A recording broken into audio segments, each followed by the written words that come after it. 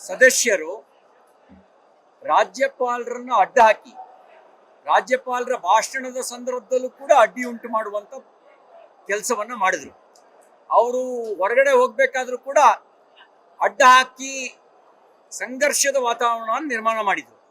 ನಾನು ಈ ಸಂದರ್ಭದಲ್ಲಿ ಸಭಾಧ್ಯಕ್ಷರು ಮತ್ತು ಸಭಾಪತಿಗಳಿಗೆ ಸದನವೇ ಮಾಡಿರುವ ನಿಯಮವನ್ನ ಇಲ್ಲಿ ಪ್ರಸ್ತುತಪಡಿಸಲಿಕ್ಕೆ ಬಯಸ್ತೇನೆ. ರೂಲ್ ಬುಕ್ ಅಲ್ಲಿ ಪೇಜ್ ನಂಬರ್ 19 ಕರ್ನಾಟಕ ವಿಧಾನ ಪರಿಷತ್ತು ಮತ್ತು ವಿಧಾನ ಮಂಡಲದಲ್ಲಿರುವಂತ ನಿಯಮಾವಳಿ ಕುರಿತಾಗಿ ಮಾಡಿರ್ತಕ್ಕಂಥ ನಮ್ಮ ನಿಯಮಾವಳಿಗಳ ಪುಸ್ತಕ ಇದರಲ್ಲಿ ಹೇಳುತ್ತೆ, ರಾಜ್ಯಪಾಲರ ಭಾಷಣದ ಅವಧಿಯಲ್ಲಿ ಅನುಸರಿಸಬೇಕಾದ ಕ್ರಮ ಸಂವಿಧಾನದ 175 ಅಥವಾ 176ನೇ ಅನುಚ್ಛೇದದ ಮೇರೆಗೆ ವಿಧಾನ ಮಂಡಲದ ಉಭಯ ಸದನಗಳು ಒಟ್ಟಿಗೆ ಸೇರುವಾಗ ಆ ಸಮಯದಲ್ಲಿ ರಾಜ್ಯಪಾಲರು ಬರುವಾಗ ಅಥವಾ ಹೊರಡುವಾಗ ಅಥವಾ ಅವರ ಭಾಷಣದ ಅವಧಿಯಲ್ಲಿ ಯಾರೇ ಸದಸ್ಯರು ಭಾಷಣ ಮಾಡುವ ಮೂಲಕ ಅಥವಾ ಯಾವುದೇ ಕ್ರಿಯಾಲೋಪ ವ್ಯಕ್ತಿ ರಾಜ್ಯಪಾಲರ ಭಾಷಣಕ್ಕೆ ಮುಂಚೆಯಾಗಲಿ ಅಥವಾ ತರುವಾಯವಾಗಲಿ ರಾಜ್ಯಪಾಲರ ಭಾಷಣಕ್ಕೆ ಅಡ್ಡಿಯುಂಟು ಮಾಡತಕ್ಕದ್ದಲ್ಲ ಅಥವಾ ವಿಘ್ನವನ್ನುಂಟು ಮಾಡತಕ್ಕದ್ದಲ್ಲ.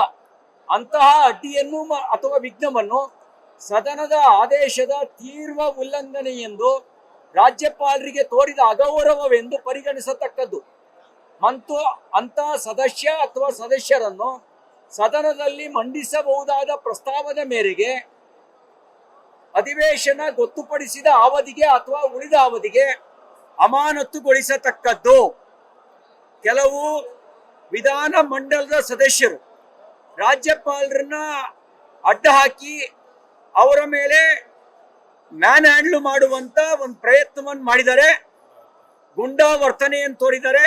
ಅವರ ಮೇಲೆ ಸಭಾಪತಿಗಳು ಮತ್ತು ಸಭಾಧ್ಯಕ್ಷರು ಈ ನಿಯಮಾವಳಿಯ ಅನ್ವಯ ಕ್ರಮ ಕೈಗೊಳ್ಳಬೇಕು ಅಂತ ಆಗ್ರಹಿಸ್ತೇನೆ. ಇನ್ನೊಂದು ಮಾತನ್ನ ಅವ್ರು ಹೇಳ್ತಾ ಇರೋದು, ರಾಜ್ಯಪಾಲರು ಸಂಪುಟ ಸಿದ್ಧಪಡಿಸಿಕೊಟ್ಟ ಭಾಷಣವನ್ನ ಓದಬೇಕು ಅನ್ನುವ ಮಾತನ್ನು ಹೇಳ್ತಾ ಇದ್ದಾರೆ. ಮಾನ್ಯ ಮುಖ್ಯಮಂತ್ರಿಗಳೇ, ತಾವು ಲಾ ಗ್ರಾಜ್ಯುಯೇಟ್, ಅತ್ಯಂತ ದೀರ್ಘಾವಧಿಯಲ್ಲಿ ಈ ಸದನದ ಸದಸ್ಯರಾಗಿ ಮುಖ್ಯಮಂತ್ರಿಯಾಗಿ ಮಂತ್ರಿಯಾಗಿ ಕಾರ್ಯನಿರ್ವಹಿಸಿದವರು. ರಾಜ್ಯಪಾಲರ ಭಾಷಣವನ್ನ ತಮ್ಮ ಸರ್ಕಾರದ ಕಾರ್ಯದ ಅವಲೋಕನ ಮಾಡ್ಕೊಳ್ಳೋಕೆ, ಕಾರ್ಯಯೋಜನೆಯ ಮುನ್ನೋಟವನ್ನ ಪ್ರಸ್ತುತಪಡಿಸೋದಕ್ಕೆ ಸದ್ಬಳಕೆ ಮಾಡಿಕೊಳ್ಬೇಕಾಗಿತ್ತು. ನೀವು ಸದ್ಬಳಕೆ ಮಾಡಿಕೊಳ್ಳೋದ್ರ ಬದಲಿಗೆ ಕೇಂದ್ರದ ವಿರುದ್ಧ ರಾಜ್ಯವನ್ನ ಸಂಘರ್ಷಕ್ಕೆ ತಯಾರು ಮಾಡುವ ರೀತಿಯಲ್ಲಿ ಕೇಂದ್ರ ಸರ್ಕಾರದ ವಿರುದ್ಧ ಸುಳ್ಳು ಹೇಳೋದಕ್ಕೆ, ಅಪಪ್ರಚಾರ ಮಾಡೋದಕ್ಕೆ, ಅವರ ಭಾಷಣವನ್ನ ದುರ್ಬಳಕೆ ಮಾಡಿಕೊಳ್ಳುವ ಪ್ರಯತ್ನವನ್ನ ನೀವು ಮಾಡಿದಿರಿ.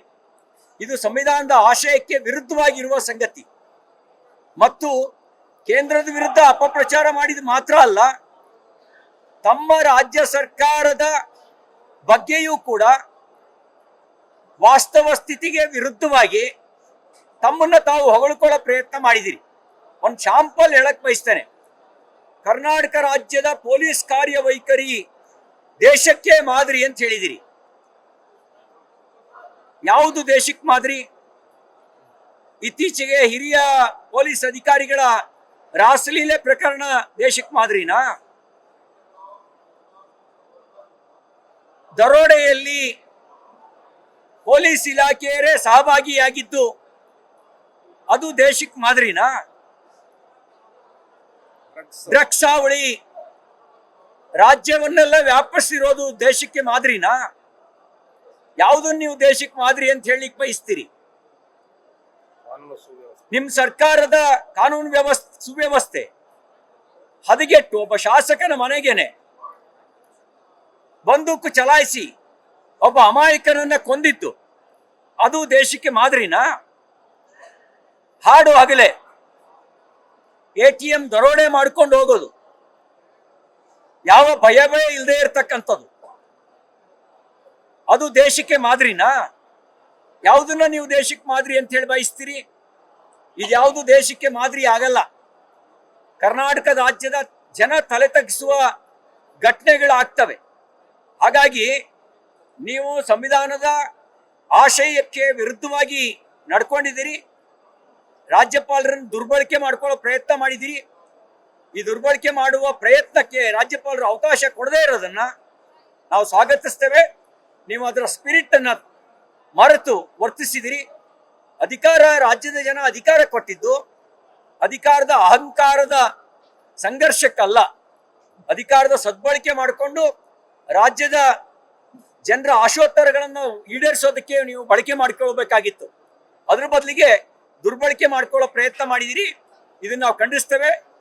ವಿಧಾನ ಮಂಡಲದಲ್ಲಿ ನಾವು 2.5 ವರ್ಷಗಳ ತಮ್ಮ ಆಡಳಿತ ವೈಖರಿಯನ್ನ ಜನ ಯಾವ ರೀತಿ ಪರಿಭಾವಿಸಿದರೆ ಅದಕ್ಕೆ ಕನ್ನಡಿ ಹಿಡಿಯುವ ಕೆಲಸವನ್ನ ಒಂದು ಪ್ರಬಲ ಪ್ರತಿಪಕ್ಷವಾಗಿ ಭಾರತೀಯ ಜನತಾ ಪಾರ್ಟಿ ವಿಧಾನಸಭೆ ಮತ್ತು ವಿಧಾನ ಪರಿಷತ್ನಲ್ಲಿ ಮಾಡುತ್ತೆ.